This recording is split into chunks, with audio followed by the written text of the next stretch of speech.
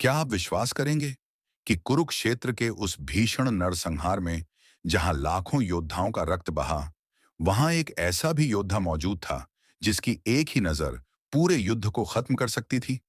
एक ऐसा योद्धा जिसके पास 3 ऐसे बाण थे जो ब्रह्मांड की नियति बदल सकते थे, लेकिन उसे लड़ने की अनुमति नहीं मिली। उससे उसका शीश दान में मांग लिया गया। आज हम उस रहस्यमय गवाह की बात कर रहे हैं जिसने युद्ध लड़ा नहीं, बल्कि उसे अपनी कटी हुई आंखों से देखा। बर्बरीक, वह योद्धा जिसका कटा हुआ सिर आज भी एक जीवित सत्य की तरह पूजा जाता है। आखिर क्यों भगवान कृष्ण को इस महान योद्धा को रोकना पड़ा? क्या वह अर्जुन से भी श्रेष्ठ था? चलिए इतिहास की उन परतों को उधेड़ते हैं जो आज भी हमें हैरत में डाल देती हैं। महाभारत का युद्ध शुरू होने वाला था। पांडवों और कौरवों की सेनाएं आमने सामने थीं। शंख फूंके जा चुके थे। इसी समय एक तरुण योद्धा अपने नीले घोड़े पर सवार होकर कुरुक्षेत्र की ओर बढ़ रहा था। वह कोई साधारण युवक नहीं था। वह भीम का पौत्र और घटोत्कच का पुत्र बर्बरीक था। उसकी शक्ति का आधार उसकी शारीरिक शक्ति नहीं, बल्कि उसकी तपस्या से प्राप्त वे 3 दिव्य बाण थे।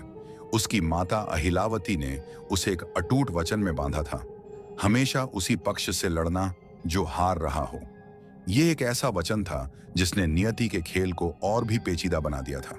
जब कृष्ण ने ब्राह्मण का भेष धरकर उससे पूछा कि वह इतने छोटे तरकश के साथ क्या करने आया है, तो बर्बरीक ने मुस्कुराते हुए कहा, भगवान, मेरे ये 3 बाण पूरी दुनिया को समाप्त करने के लिए पर्याप्त हैं। कृष्ण ने उसकी परीक्षा लेने के लिए उसे एक पीपल के पेड़ के सभी पत्तों को एक ही बाण से छेदने की चुनौती दी। और फिर जो चमत्कार हुआ, उसने स्वयं ईश्वर को भी सोचने पर मजबूर कर दिया। बर्बरीक ने ध्यान लगाया और पहला बाण छोड़ा। वह बाण बिजली की गति से चला और एक एक करके पीपल के हर पत्ते को चिह्नित करने लगा। लेकिन कृष्ण ने चतुराई से एक पत्ता अपने पैर के नीचे दबा लिया। बाण सभी पत्तों को चिह्नित करता हुआ कृष्ण के चरणों के पास आकर रुक गया और वहीं मंडराने लगा। बर्बरीक विनम्रता से बोला, भगवान, अपना पैर हटा लीजिए, वरना यह बाण आपके पैर को भी भेद देगा, क्योंकि इस पत्ते को चिह्नित करना अभी बाकी है। कृष्ण स्तब्ध रह गए। उन्हें समझ आ गया कि अगर यह योद्धा युद्ध के मैदान में उतरा तो तबाही निश्चित है। समस्या यह थी कि बर्बरीक हारने वाले का साथ देने की कसम खा चुका था।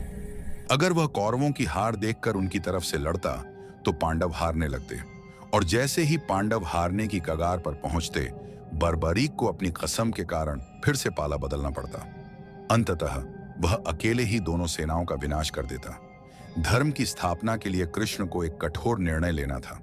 उन्होंने बर्बरीक से दान मांगा। बर्बरीक ने कहा, मांगिए ब्राह्मण देव। कृष्ण ने कहा, मुझे तुम्हारा शीश चाहिए। एक पल के लिए सन्नाटा छा गया। बर्बरीक समझ गया कि यह कोई साधारण ब्राह्मण नहीं हो सकता। उसने अपना असली रूप दिखाने की प्रार्थना की। कृष्ण ने अपना विराट रूप दिखाया। बर्बरीक ने खुशी खुशी अपना शीश काट दिया, लेकिन एक शर्त रखी, मैं यह महायुद्ध अपनी आंखों से देखना चाहता हूं। कृष्ण ने उसका शीश एक ऊंची पहाड़ी पर रख दिया, जहां से वह पूरे कुरुक्षेत्र को देख सके।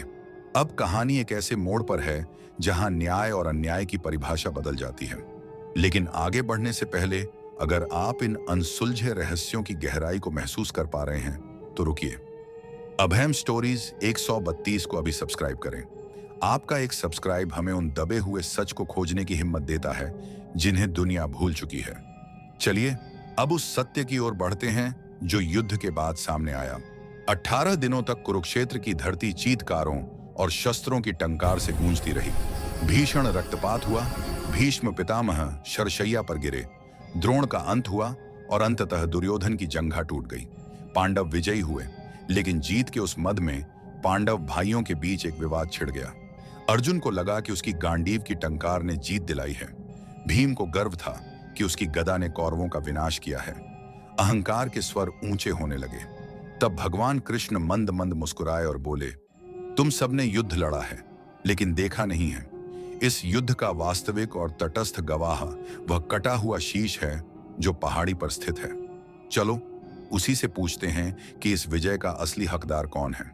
पांडव कृष्ण के साथ उस ऊंची पहाड़ी पर पहुंचे जहां बर्बरीक का शीश रखा था।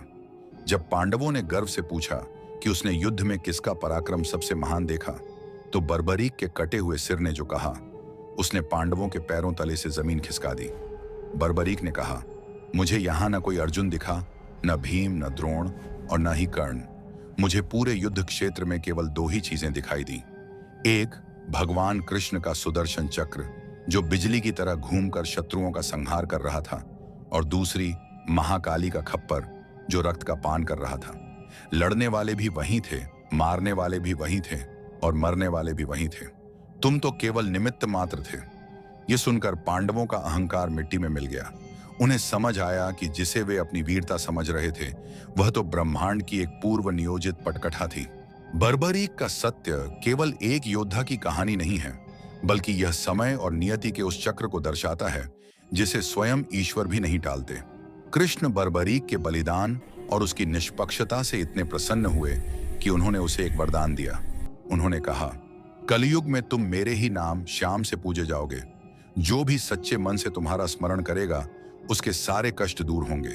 आज राजस्थान के सीकर में खाटू श्याम के रूप में वही बर्बरीक पूजे जाते हैं। लेकिन यहाँ एक गहरा मनोवैज्ञानिक प्रश्न खड़ा होता है। क्या बर्बरीक को रोकना कृष्ण का अन्याय था या ब्रह्मांडीय संतुलन के लिए दी गई एक महान आहुति?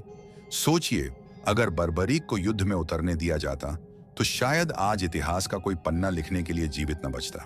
कहानी अब अपने सबसे रहस्यमयी पड़ाव पर है। बर्बरीक का शीश आज भी एक प्रतीक है कि अहंकार से बड़ी सत्य की दृष्टि होती है। लेकिन क्या उस शीश ने वह सब भी देखा जो इतिहास की किताबों में नहीं लिखा गया?